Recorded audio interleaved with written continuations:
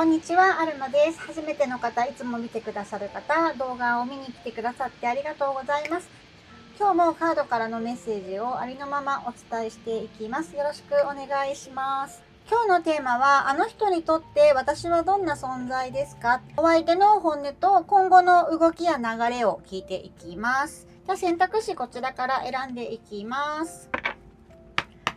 お相手の現状から始まって、お相手の潜在的なあなたに対する気持ちと、あと動きがない、今現在停滞してしまっている状態でしたら、動けない理由と、お相手の心理的なブロックとか聞きます。で、その後にコミットメントに対する思いだったりとかを聞いた後に、流れですね、動きがあるのかとか、連絡が来るのかとか、そういったところを見ていきます。で、最後にアドバイスカード引きますね。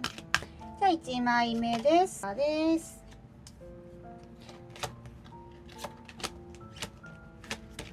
で、2枚目です。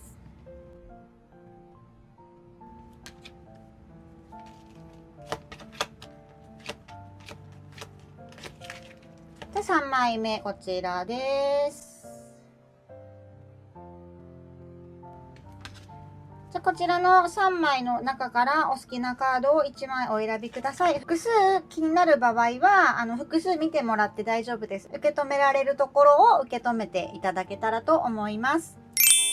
それでは1番のカードを選んでくださった方、リーディング始めていきます。まず浄化します。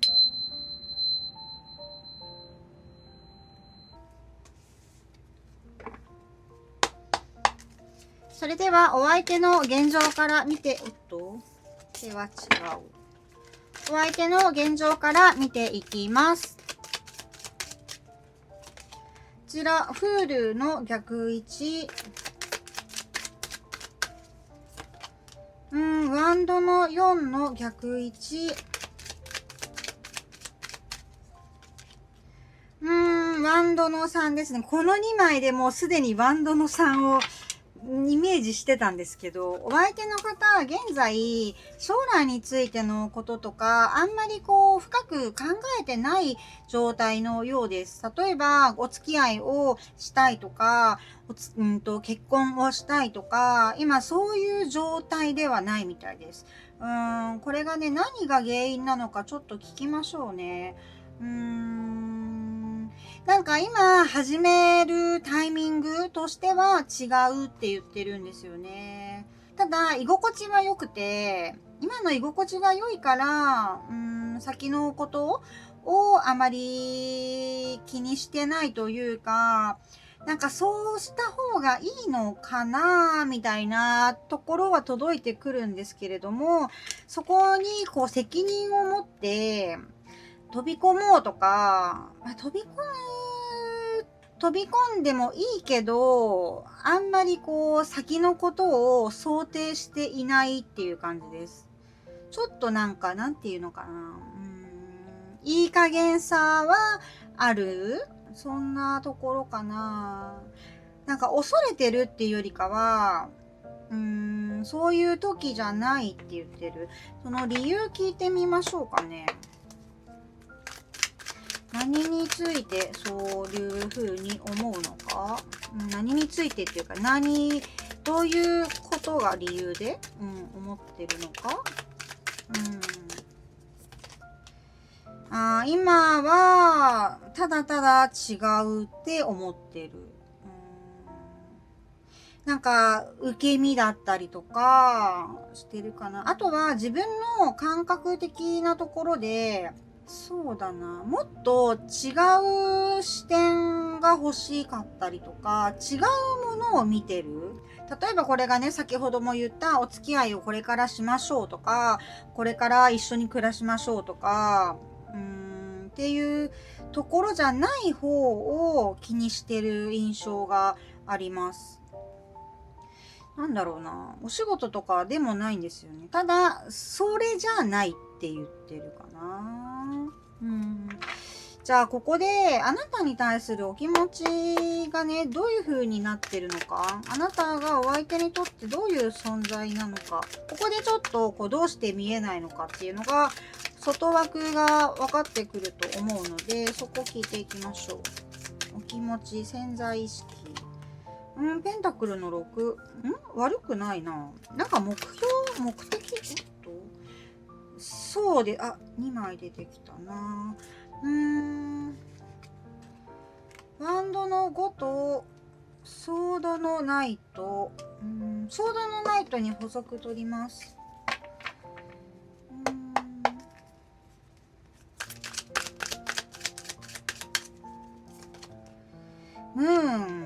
そうですね。お二人は、多分ね、価値観とか、なんていうの、分け合える価値観は一致してるし、一緒にいて、居心地が良かったりとか、なんていうのかな、お互いが補い合える関係っていうのは言ってるんですけれども、口喧嘩みたいな言い合いとかが結構多いのかな。価値観は一緒なんだけど、表現方法、だから見ている方向は一緒だったりとかするんだけれども、表現方法になんか誤解を生むような言い回しとかがそれぞれしていそうですね。で、それに対してお相手は、このままでいいのかとかっていう不安を抱えているかな。なんか自分が受け身でいた方がいいのじゃないか。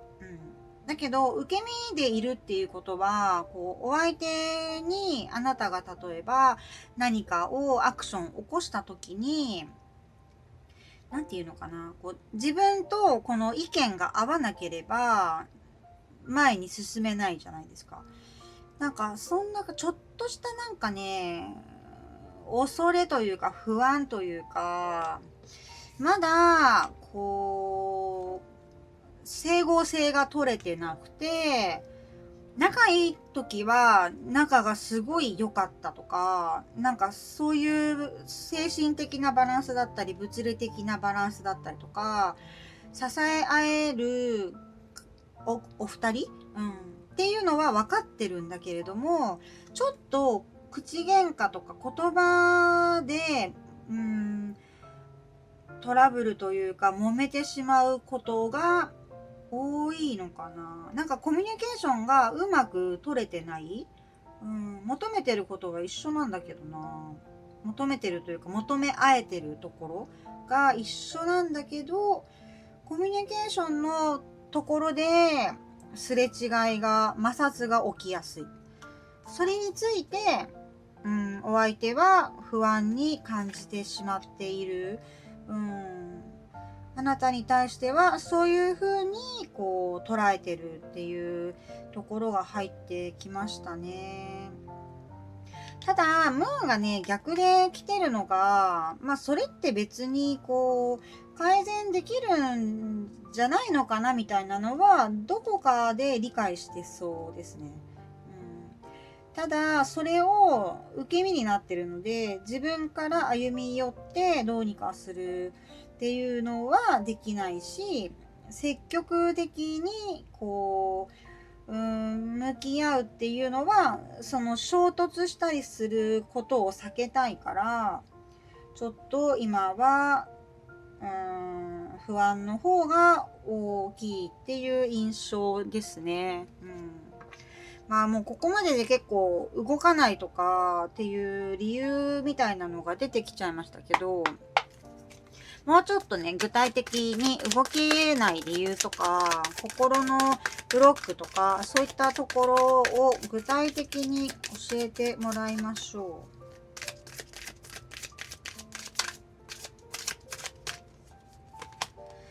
う。ワールド。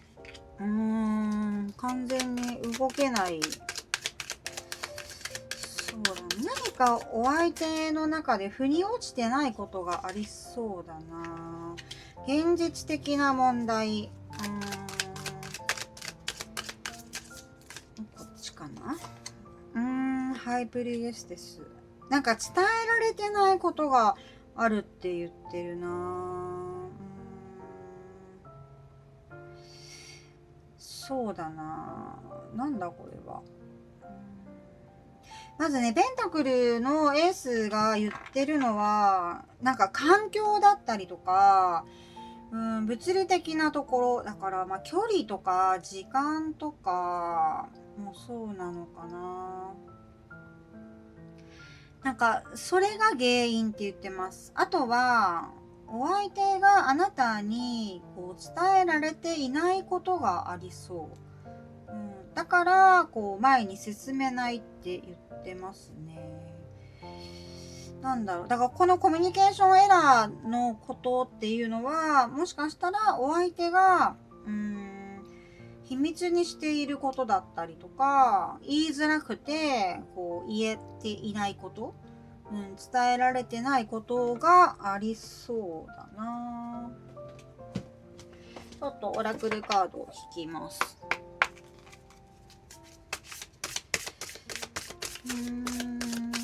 なんだこちら。お相手自身にこうなんていうのかな、課題がある。そんな感じ。なんか自分と向き合わなければいけないって言ってる。なんじゃこりゃ。言えてないこと。動けない理由。ルノルマンでも引きます。やっぱりそうですね。自分に課題があるって言ってます。どんな課題なのか。またすごいの出てきたな。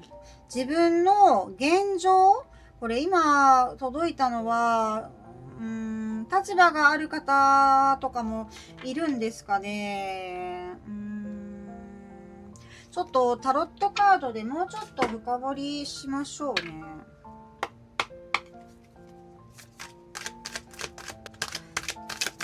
動けない理由、これだ。またこれそうですね。動けない理由来たら動けない。何が問題？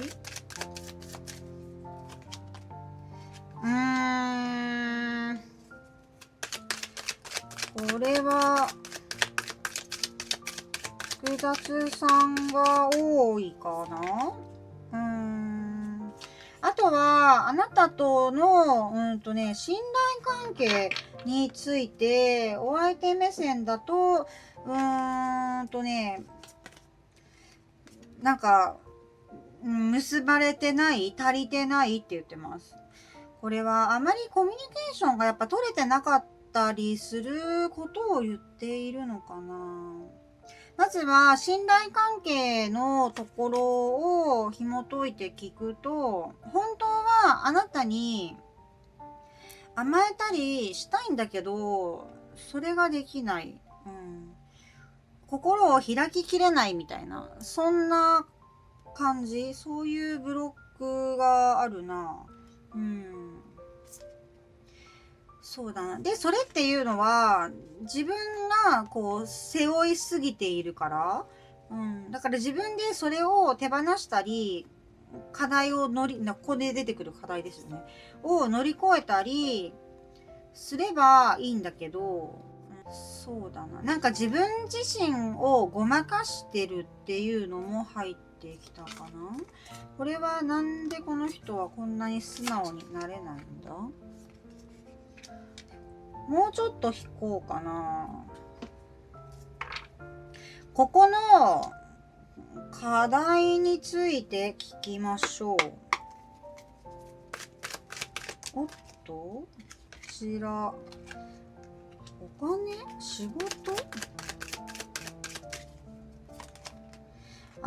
そうですね。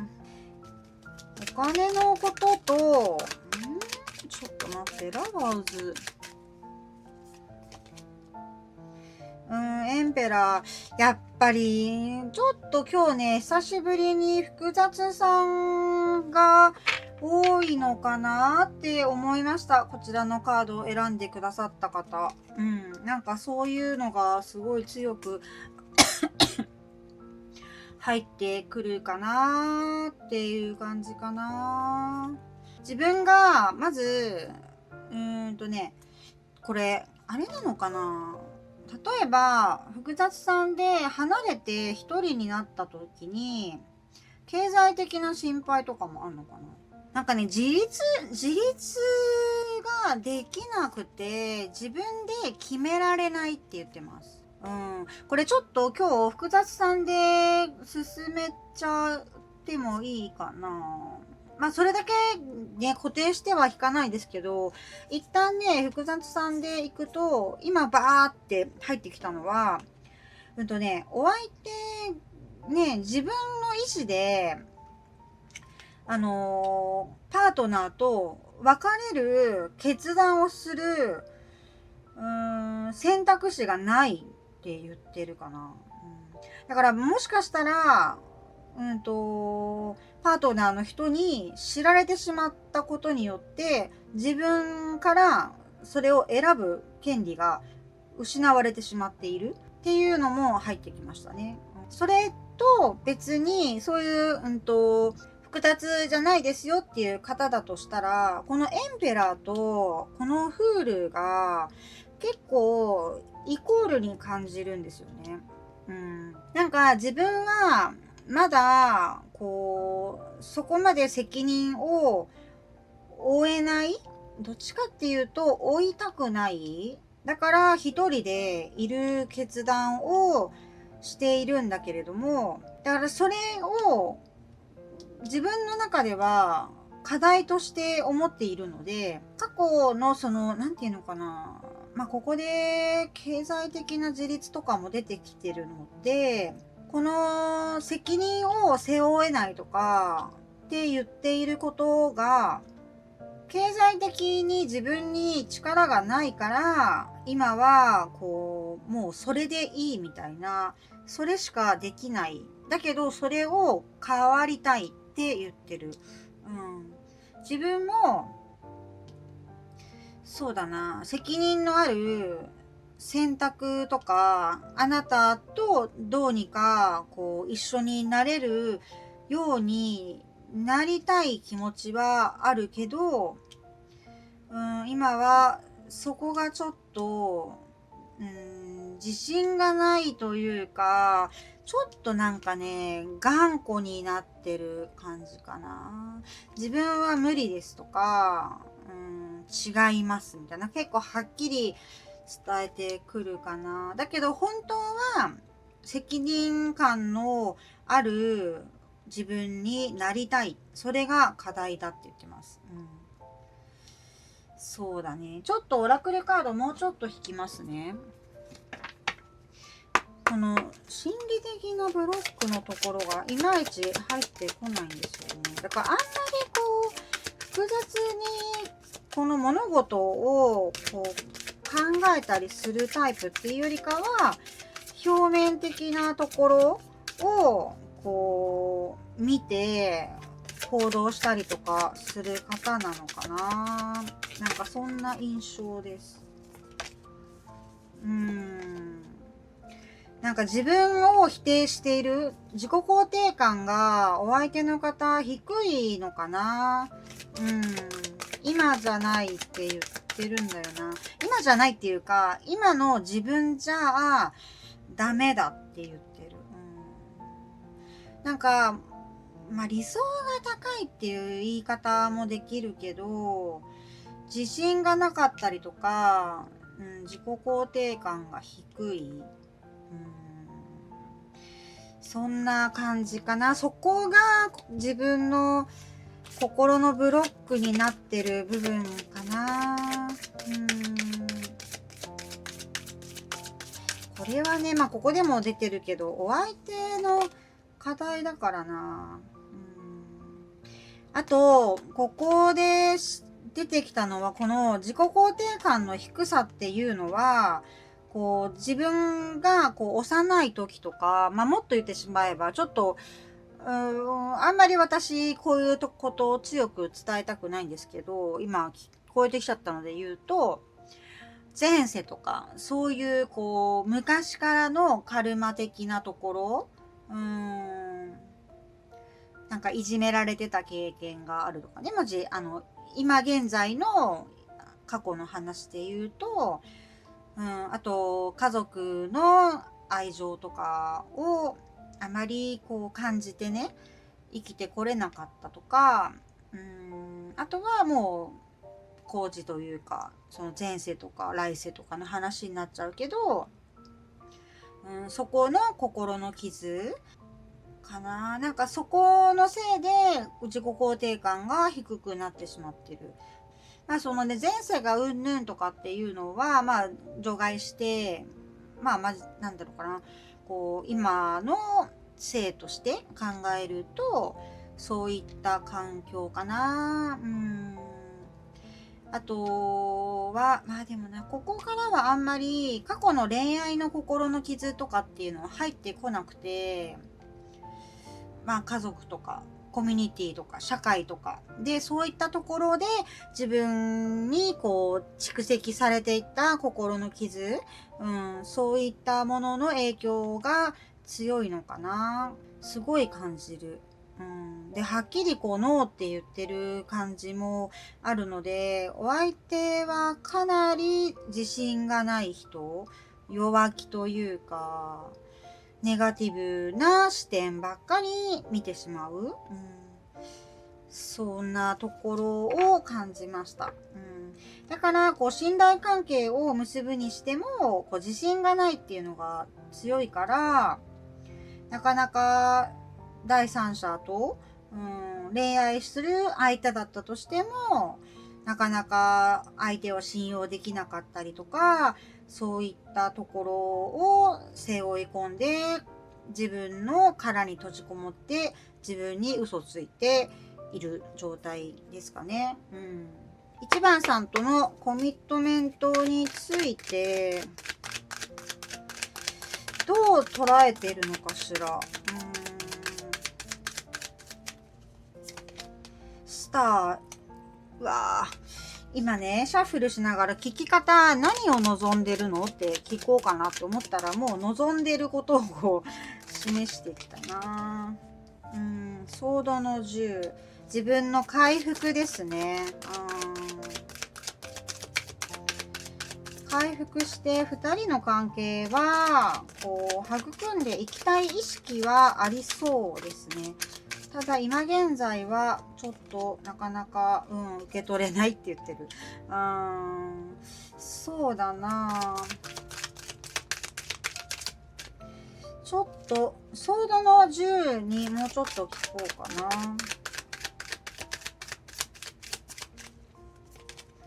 な。ジャスティス。なんかね、本当に自分に自信がないね。自分の、なんていうのかな。あなたとの関係を育むこと自体を否定してる。そうだな。怖くて受け取れないみたいな印象があるな。望んではいるんですけど、なんかその望み自体をこう間違えてるって言ってる。すごい自信がないのかこれは。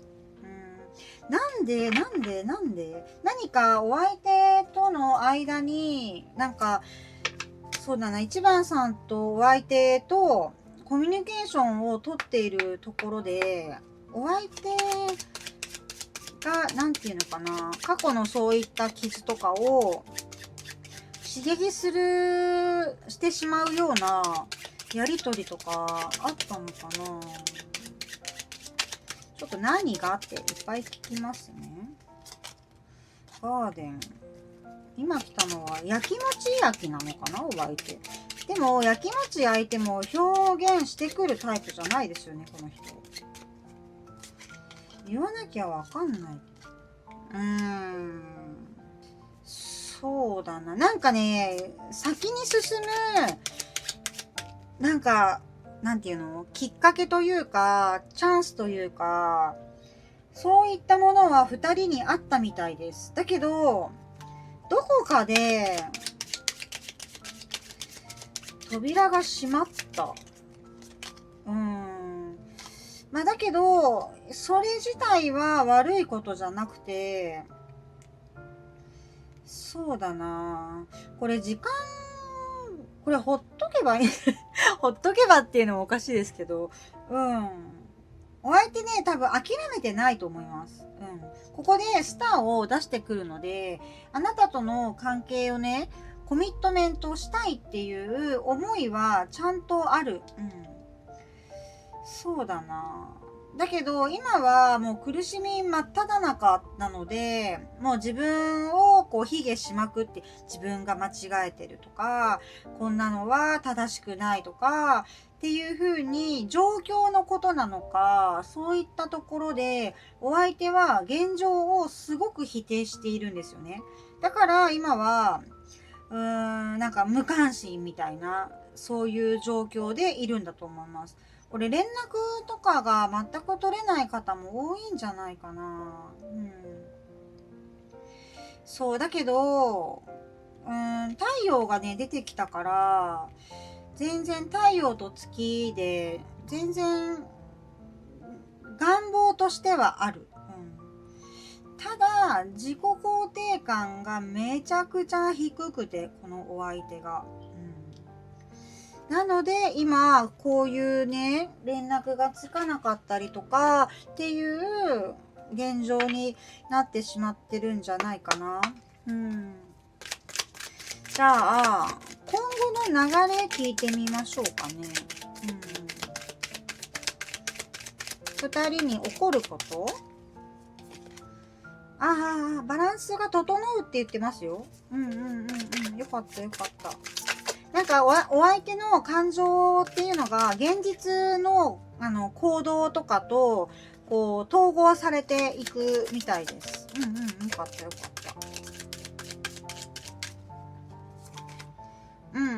ワンドのエース、そうですね。エネルギーがこうなんていうのかな、湧いてくる時が来る。ただちょっと不安定ではあるけど、まあテンペランスが着地するところがあるって言ってるので、不器用ながらにあなたにこうアクションしてきたりするんじゃないかな。ただその経済的なところで問題があるとしたら、そこはねそんなにすぐには解決できないって言ってるかな。まだちっちゃいみたいな。だからその自信がない部分があるから、お相手はそこまで積極的にはなれないんだけれども、お互いの今のすれ違いみたいな状態は解消されていくって言ってます。いつどれぐらい、こっちじゃないな。どれぐらいかかるのか、ちょっと数字出してみましょう。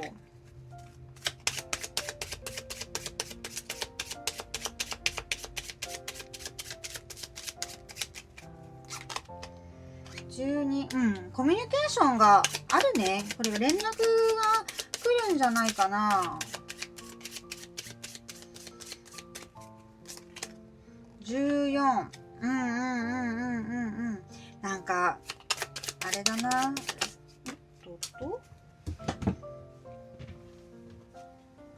これ採用します。1枚だけなので。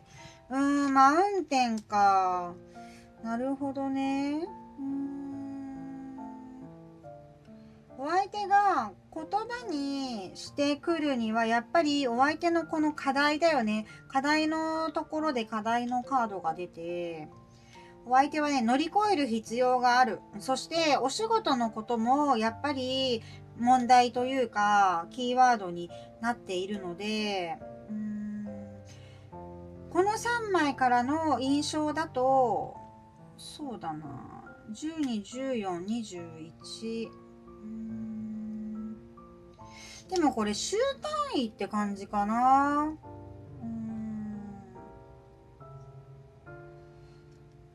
そうだな。早い人で2、3週間ってところかな。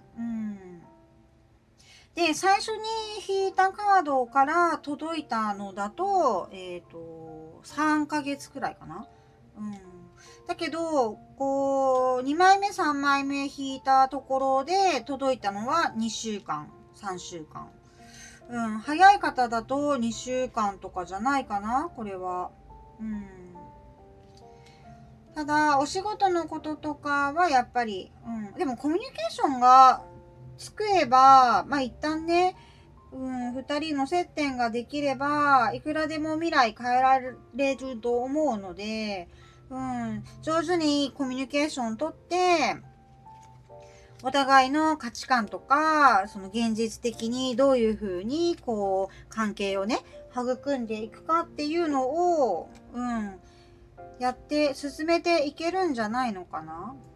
ちょっとね、合うかどうか、合うところまで行くのかも聞いてみよう。ちょっと1枚からの印象でお伝えしますね。合いますね、合いますね。合う。ほんと、お二人は、会えます。はい。会えますね。会うのが2週間後っていうと、ちょっとそれは違うんですけれども、連絡が来た後に会うことになりますね。これはあなたの願いが叶うって、正面から言ってるので、そんなに心配しなくて大丈夫なんじゃないかな。じゃあカードから1番さんへのメッセージ引いていきます。おっと、オプチュニティ、もう大丈夫だな。オプチュニティとカップの9が出たら、もうほんと願いが叶いますっていうカード、ね、2枚連続で出たんで、心配しなくていいかな。ちょっと具体的にね、どんな風に過ごしていたら、もっとね、願いが早く叶うようになるのか聞いてみようかな。こ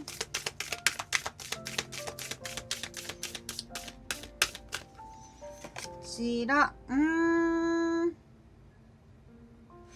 もうこれは自分を信じて、もうすごいハッピーそうなカードじゃない？これも全部星キラキラで。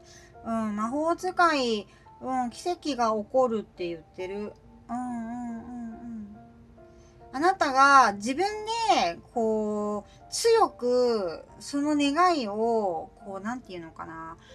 こう、マニフェストなんで、決めるみたいな。決断してとか、どこかに、今入ってきたのは、どこかにメモしてしまっておくとかもいいかもしれないですね。そんなところですかね。願いが叶うカードが3つも出てきたからな。1番さんは、ちょっとこう、楽しみにして将来っていうか、ここのね、数ヶ月間、過ごしていて大丈夫だと思います。太陽も出てるしな。お相手は、どうにかこうにかして乗り越えていくんじゃないかしら。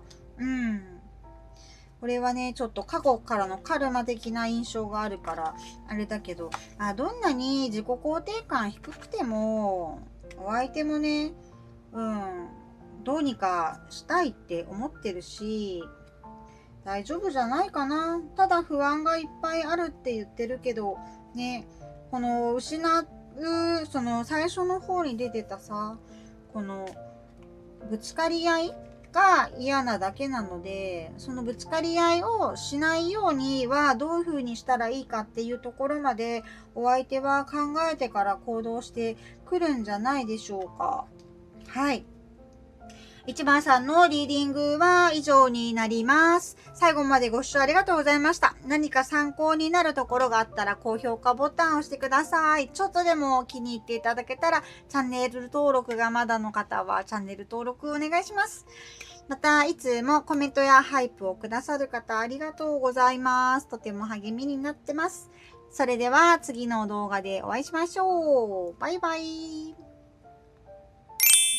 それでは2番さんのリーディング始めていきます。浄化します。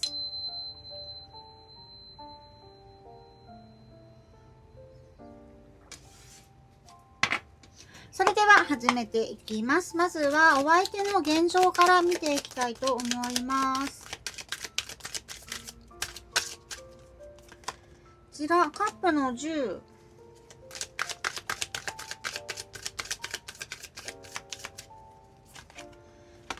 ティス。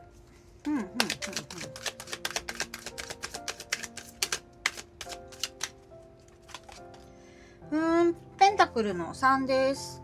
お相手の方、今現状にすごく不満を持ってますね。これは何についての不満なんだろう。満たされてなくて、自分がしていることは間違えてるし、そうだな。なんか、今やってることって何なのみたいな、そんなことを今言ってきました。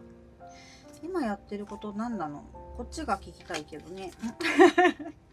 そうだな。なんか自分が、の愛情とか、それが満たされてないって言ってるんだよな。どういう状態なんだろう。あ、これも逆でしたよね。ちょっともうちょっと聞きましょうかね。ペンタクルの3にもらおうか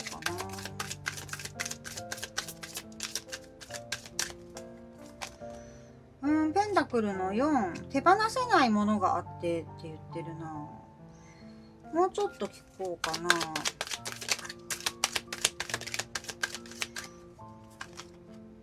ソードの9。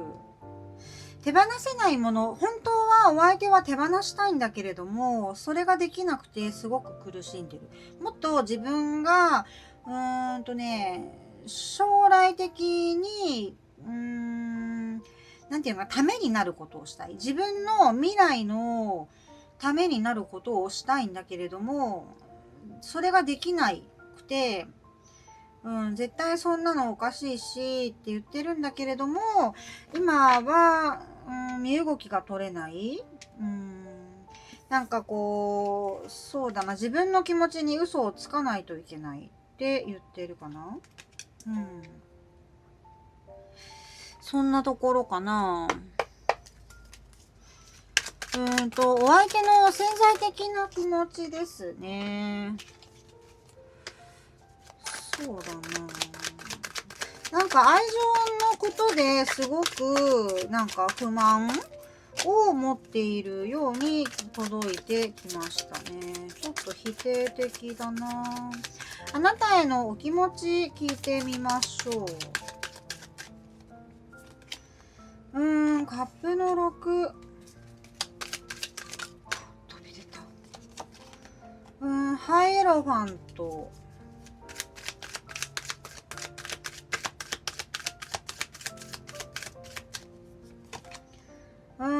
カップの9。複雑さんっぽいのかな。このカードとこのカードが出てきちゃったんで、どっちも逆位置なんで、そうだな。なんかあなたへの思いは、強く出てます。しかも、それが、なんていうのかな、こう、情熱的な恋愛感情とかっていうよりかは、落ち着いた、温かい、ほっこりとした愛情。やっぱここで感じたのは、おじいちゃんが孫に対するみたいな、そういう温かい、こう、愛情が、お相手からあなたに対して届いてきました。で、離れてしまって、ちょっと時間が経ってる方が多いんですかね。だけど、あなたに対する気持ちっていうものを、未だにお相手は手放せないでいます。未練がすごく入ってくる。だけれども、あなたへの愛情っていうものが、こう、自分の価値観と矛盾してるみたいですよ。ここでね、だから、なんだっけ、複雑さんの印象が入ってきたんだけれども、そうじゃないよっていう方だとしたら、立場的な問題かな。関係性とか、そのお仕事とかの、上司と部下だったりとか、同じ会社の中とか、なんか昔だとね、社内恋愛って当たり前にあったってね、言うけれど、今の時代結構社内恋愛ってタブーにね、されてる感じがするので、そういった、こう、ちょっとしちゃいけないみたいな、心にブレーキをかけなければいけないとか、あと、目上の人、ご家族とか、ご家族っていうのは親とかね、そういった家族の、あと先輩とかもそうだけど、社内恋愛だったら、二人の様子を見ていた上司が、ちょっとって言ってきたとかね。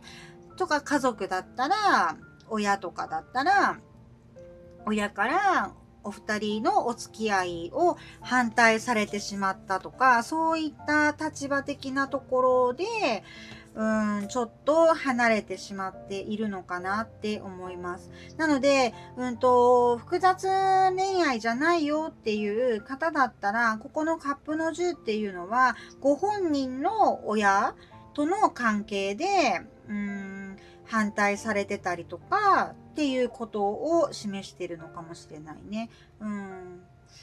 そうだな。で、それが、お相手はずっと我慢してたりするんだけれども、あなたへの思いを手放せなくて苦しんでいるっていう風にも取れます。ここで未練がすごく強いな。言ってますね。これは会いたいんだろうな。今、じゃあ、こういったね、未練があったりするけど、ここでブレーキかけられてるからな。客観的にブレーキされてる感じがあるんだよね。動けない理由、カードからも聞いてみましょうかね。この3枚からだいぶ見えちゃったけど。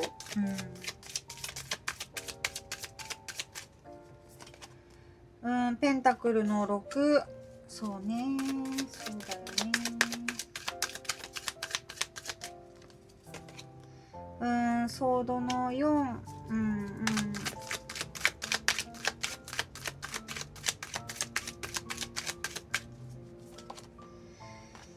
カップの5。そうだな。やっぱりもうここで未練で、ここで後悔って言ってるね。なんか手放すべきもの、その環境だったりとか、さすがにね、自分の親とかだった場合は、なかなか切り離すことってできないんだけれども、そうだな。動けない理由としては、もう答えが出せなくてって言ってるな。あなたを満足させてあげられないとか言ってたかな。言ってるね。なんだろう、自分から何もしてあげられないって言ってるの。ここが強く。で今はもうちょっと時間を置いて整理しないといけないって言ってる。感情だったり、なんていうのかな、もっと深く、理解しないといけない。例えば、そうだな。最初にね、複雑さんのところから始めたんですけれども、例え話を。複雑さんだとしたら、なんていうのかな。合理的にどうするかとか、どういうふうにその場を収めたらいいのかとか、そういったものが今見えない。だから今は何もする時じゃないって言ってるかな。そうだな。で、後悔は、そうだな、手放さないとも言ってる。だから積極的に動かないことで、時間を置くことで、見ないようにしてる感じがした。これは複雑さんじゃなくても言えることかな。その、障害になるところ、ご家族だったり、環境だったりっていうものに対して、今は、もう手の付けどころがない、お相手の感覚で言うと、なんか罪みたいなことを今言ってきたかな。だからこの未練に対しても、今は諦めて、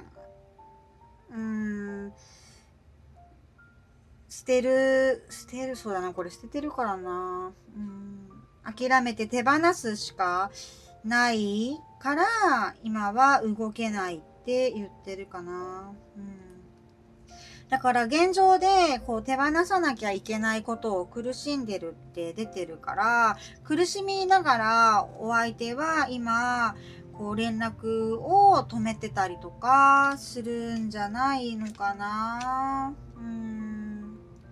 そんなことを言っています。もうちょっと意識的なところ聞いてみようかな。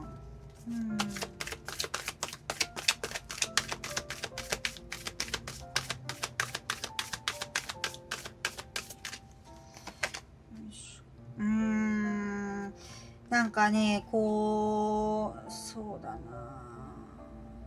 いつか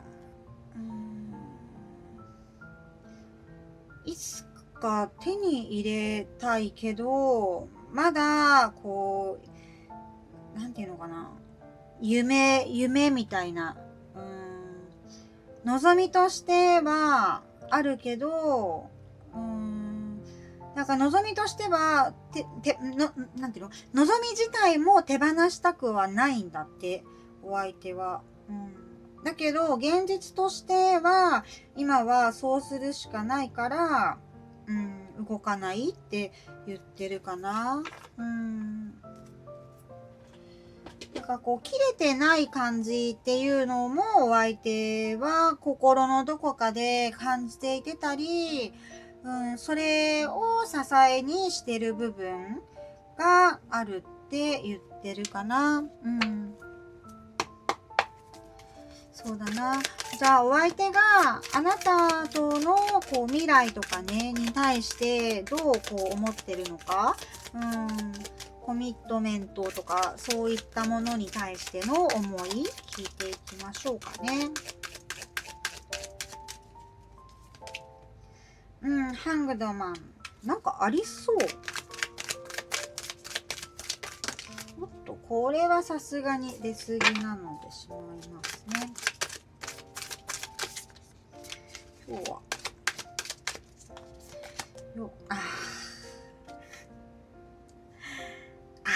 だって。伝えに来るんじゃないかな。ただ、こう、そうだな。ハングドマンはね、言うよね。そうだよね。ちょっとカップのように、細く取ります。まあ、同じこと言ってるかな。そうだね。今じゃないって言ってるね。今はそのタイミングじゃなくて、その気持ちっていうのは秘密にしないといけない。って言ってる。だけど、伝えたいって言ってます。伝えたいっていうか、伝えるようなんじゃないかな。そうだね。で、カップの4って言っちゃった。カップの4は、こう、今はね、こう、知らんぷりしてる。知らんぷりしてるけど、秘密にしたくて知らんぷりしてるって言ってます。今はタイミングじゃないんですって。だからお仕事とかでね、そういうコミュニティの中で、こう、関係を、こう止めておかなきゃいけない方だったら、将来的に転職した後とか、ちょっとこう移動があって離れた時とか、なんかそういった時に動いてくるんじゃないですかね。状況が変わったら動いてくるようなことは言ってる。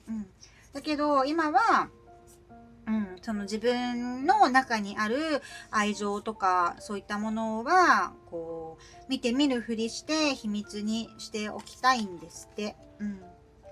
この将来的っていうのがね、結構こう先な印象はあるけど、お相手は現状でこうカードで出てるのはそういう風に言ってます。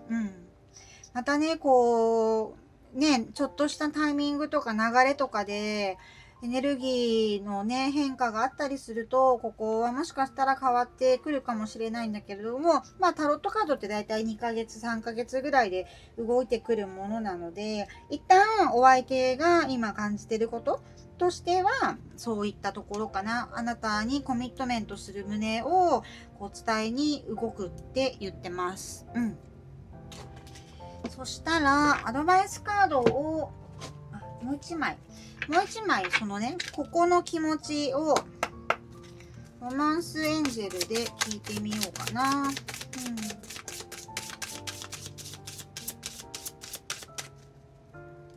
よもうそうだな、もうなんていうのかな。どっちかっていうこれね、一目惚れみたいな印象が今入ってきたな。あなたに対して一目惚れだと思うよ。だからずっとこう忘れられないんじゃないかな。結構ね、こう一目惚れって接点がある場合だとずっと残るじゃないですか。だからいずれみたいな。いずれあなたを手に入れたい、失いたくないって言ってるかな。まあ環境がね、その二人を、許してくれなかったりとか、例えばね、遠く離れて暮らしてる人とかっていうのもあると思います。そんな感じかな。こう、本当はね、そういったものがなければ、トントン拍子で進んでいくお二人だと思います。このカードからはそう言ってます。だけれども、障害があったことによって仕方なく疎遠にならなきゃいけなかったんじゃないかなって思いました。そしたら、オラクルカードで、2番さんへのメッセージ引いていきます。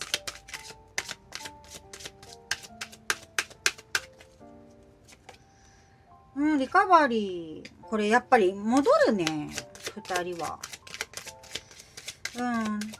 ここでもね、戻りたいって言ってるし、本心としては失いたくないし、未練もあるし、後悔もあるし、伝えたいって言ってるし、一目惚れ言ってるし、っていう感じ。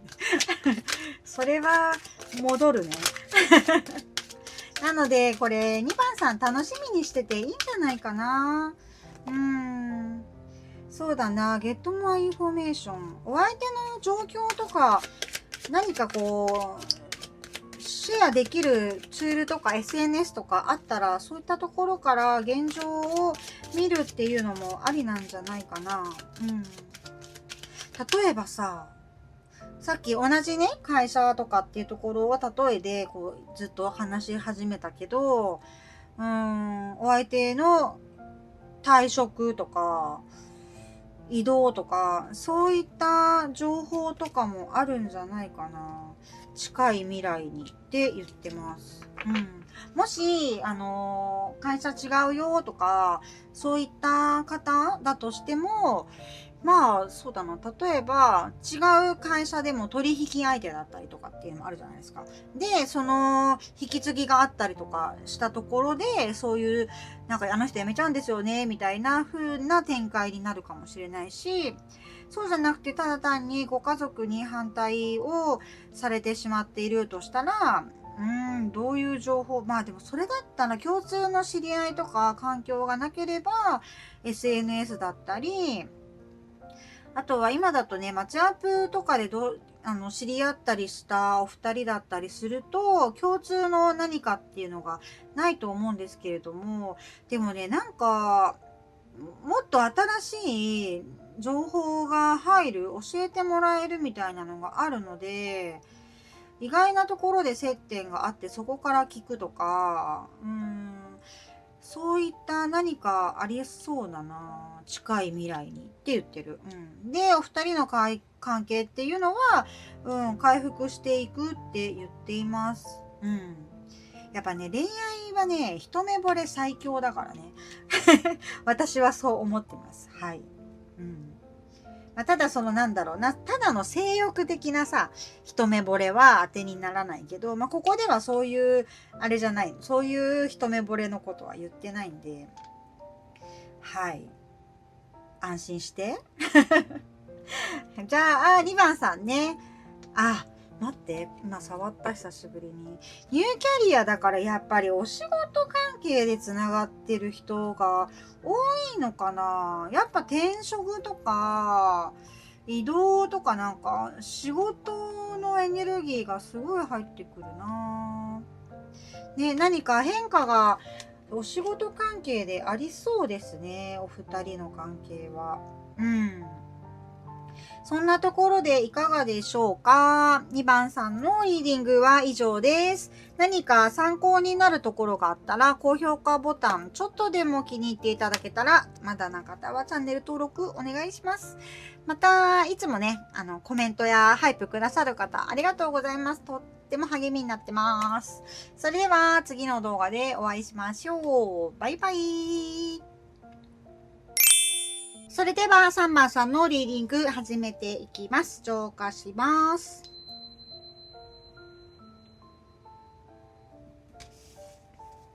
それでは早速始めていきましょう。まずはお相手の現状から見ていきます。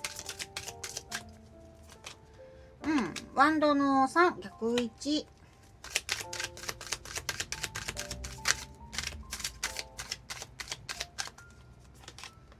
ペンタクルの1。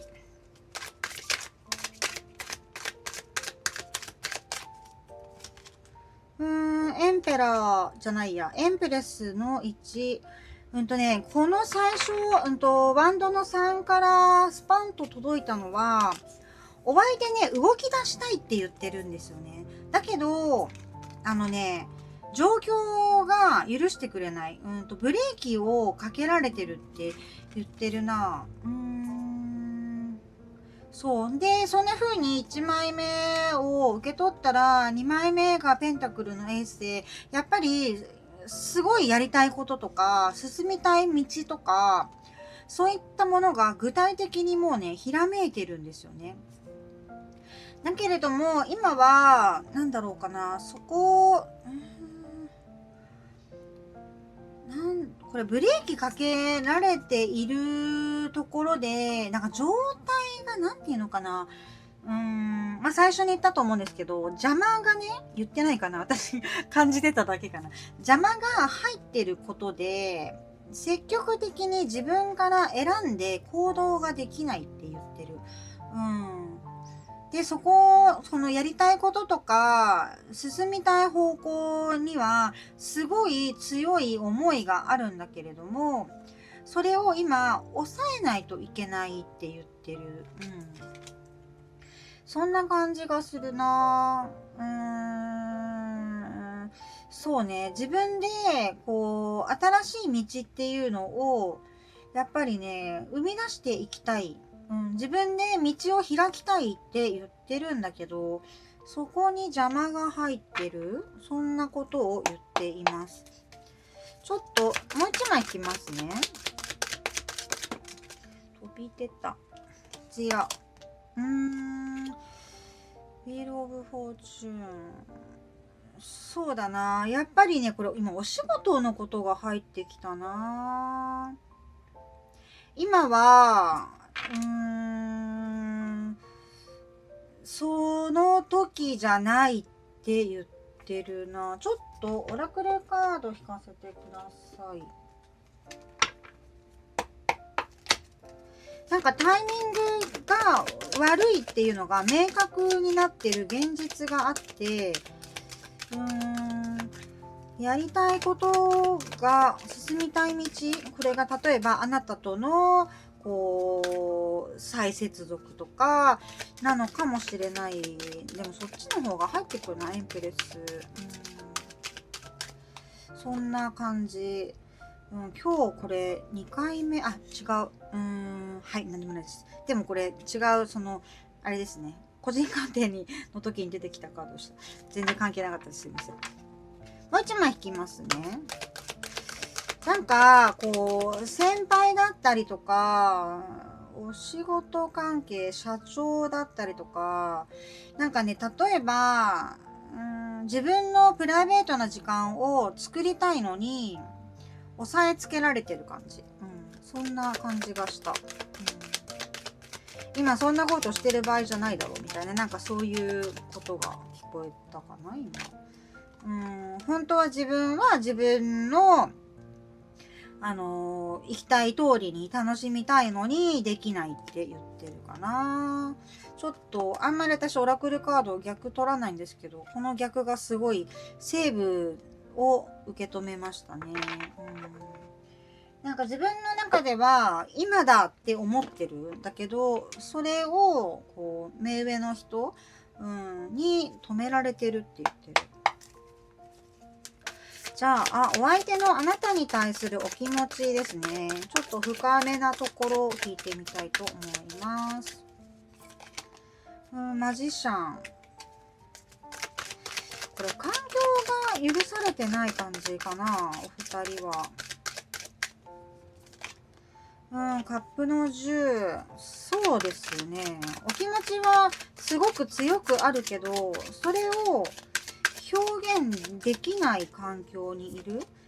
まあ、ここのね、状況とかの可能性もあるし、まあでもそれだけだろうな。なんかこう自分よりも立場が上の人にこう圧をかけられてるみたいな、そんな感じです。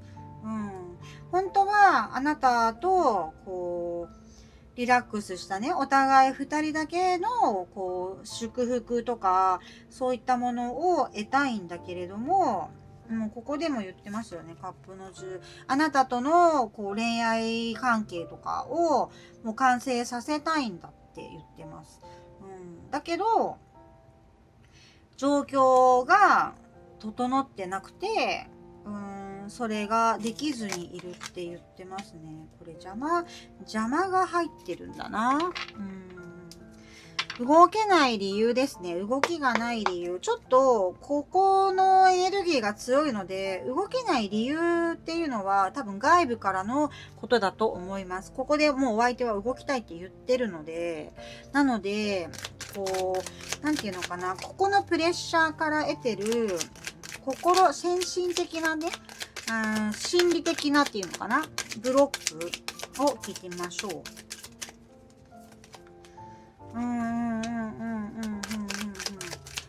えられてないのかな、自分の中でまだ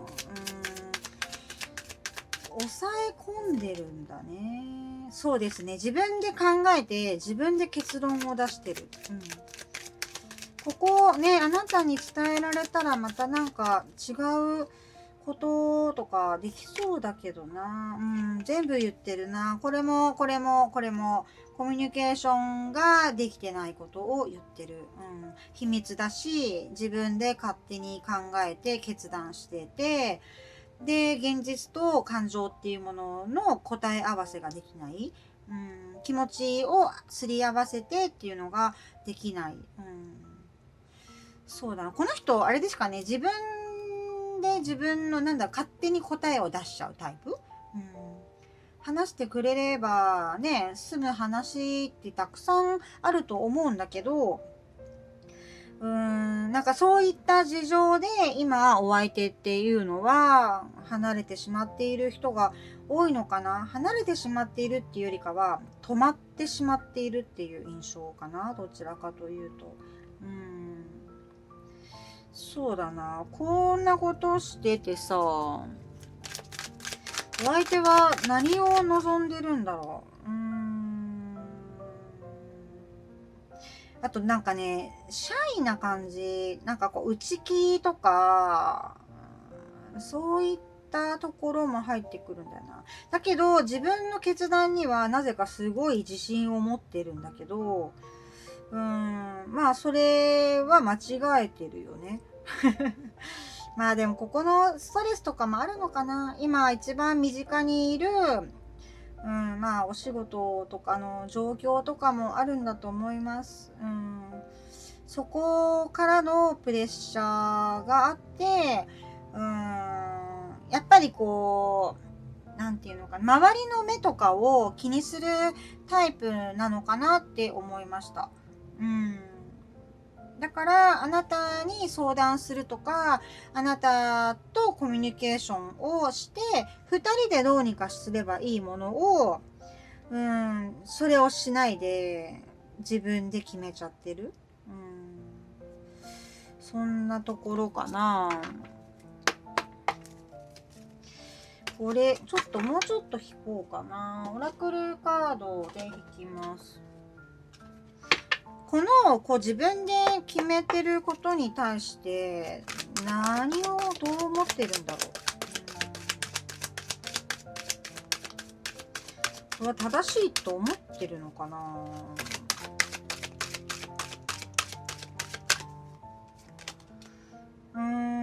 なんかそれが自分のやり方って言ってるから、そうだな。あんまりこうコミュニケーションが取れてないっていうことに対して、なんか罪悪感みたいなのは何もなさそうかな。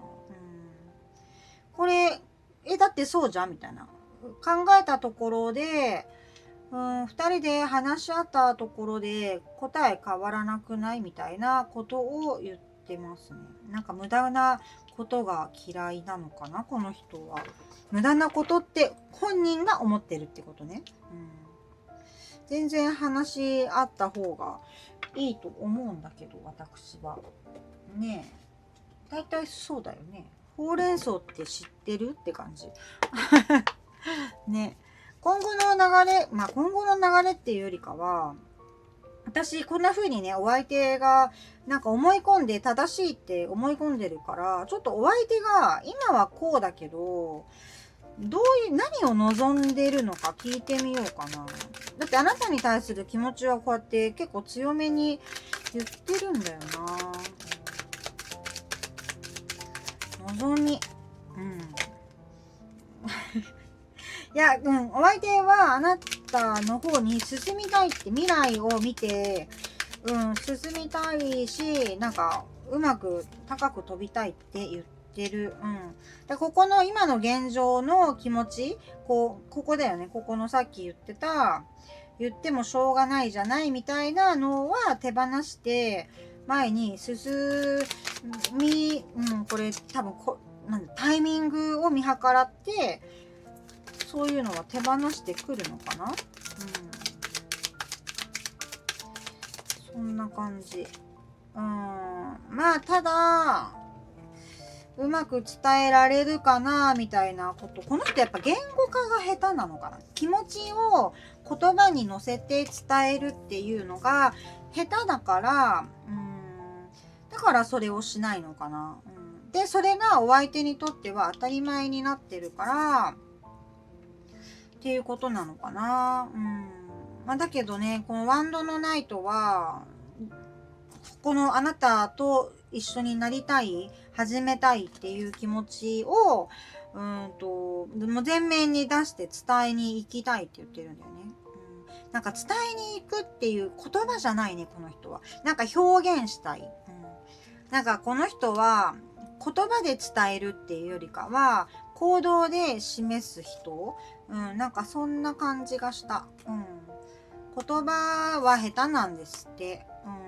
なんか言葉で伝える自信がないって言ってるかな。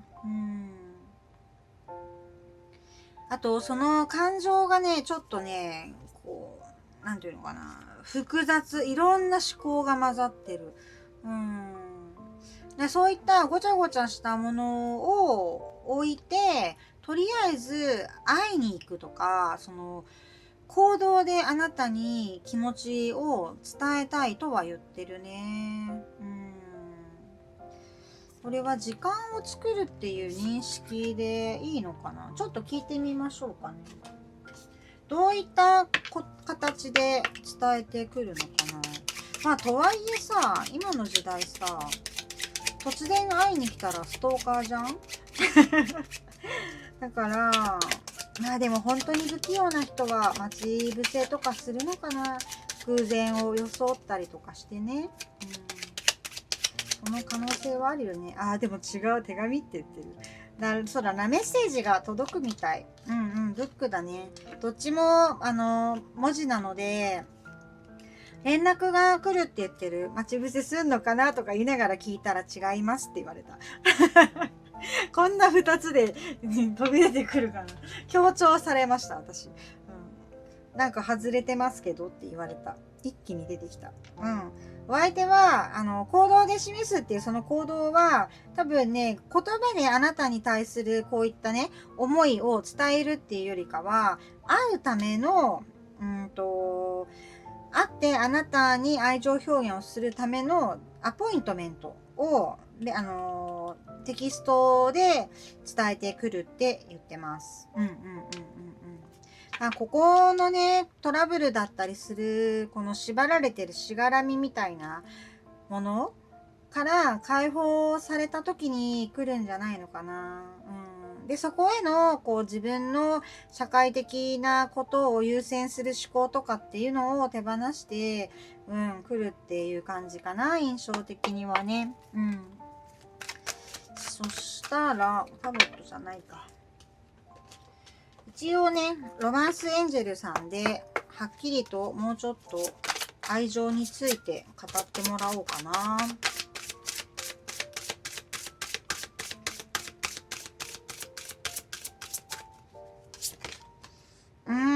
もう復活愛って言ってるよ。そうだね。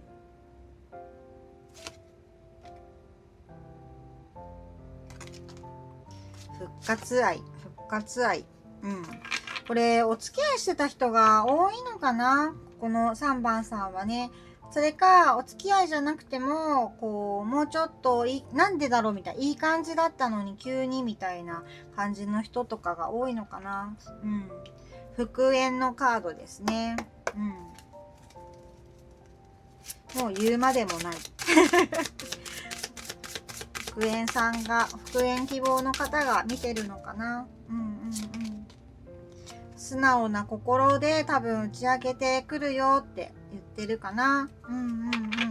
なんか前のつながり方よりももっと、なんだろうかな、心を開いてくるかもしれないね、お相手の方。素直にあなたに伝えてくるかもしれない。なので、その素直に伝えるって、言葉かどうかはわかんないけど、心を開いた、多分行動がわかるんじゃないかな。ね。完全に心を開けたら、もしかしたら言葉で不器用ながらに伝えてくるかもしれないし、そうじゃなくて、もうちょっとこう、ね、わかりやすい感じで伝えてくるかもしれないね。そしたら、エンジェルアンサーさんから、あなた3番さんへのね、メッセージ引いていきます。イエス。大丈夫だ。3番さん大丈夫だ。連絡来るって言ってますよ。楽しみに待ってていいんじゃないかな。フォーギブネス。そうだな。ここ、ちょっと、何に対する許しなんだろう。ちょっと気になっちゃったな。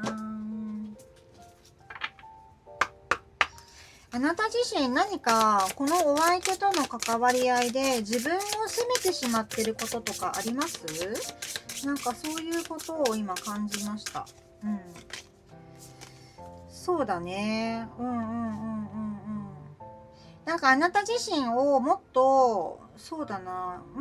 あなた自身のことの許しを言ってるかな。そうだな。なんかお相手に対して、こう、ちょっと、そうだな、こう、隠し事じゃないけど、見せてなかったあなた自身っていうのがあったのかな。ちょっと、軽めな嘘をついちゃったりとかね。なんか、そこに対しては、罪悪感持つ必要ないし、もっと素直にあなた自身を知ってもらうっていうのもいいんじゃないって言ってる。そうだね。で、あなたも自分で自分のそういったネガティブな部分をこう許す、受け入れる。それがいいって言ったから、ここの素直にっていうのは、お相手だけじゃなくても、あなた自身のことにも届けてる可能性が出てきたね。ここで言うとね。許しと自分自身に対する気づきを言ってる。そんなところかな。なんかいいんじゃないですか。ね。なんか優しい気持ちで、やっぱりこうね、誰かをね、愛するっていうのは自分を愛することがまず第一優先だと思うので、全然なんかね、ネガティブなカード出てないんだよな。うん。ただ、こう、お相手が、こう、ちょっとコミュニケーション不足、コミュ障コミュ障までいかないけど、自分でね、勝手に決めてなっちゃうっていう性格っていうのが厄介だけど、うん。でもお相手は答え出してくるって言ってるので、うん。いいんじゃないかな。平和な気持ちで自分を愛して自分を許して、そういった時間過ごしていったら、そういったね、エネルギーでお相手は早く戻ってきてくれるんじゃないかなって感じました。じゃあ、3番さんのリーディングは以上です。何か参考になるところあったら高評価ボタンお願いします。ちょっとでも気に入っていただけたら、チャンネル登録まだなかった、チャンネル登録お願いします。また、いつもね、コメントやハイプくださる方、本当にありがとうございます。とても励みになってます。いつもありがとうございます。それでは次の動画でお会いしましょう。バイバーイ。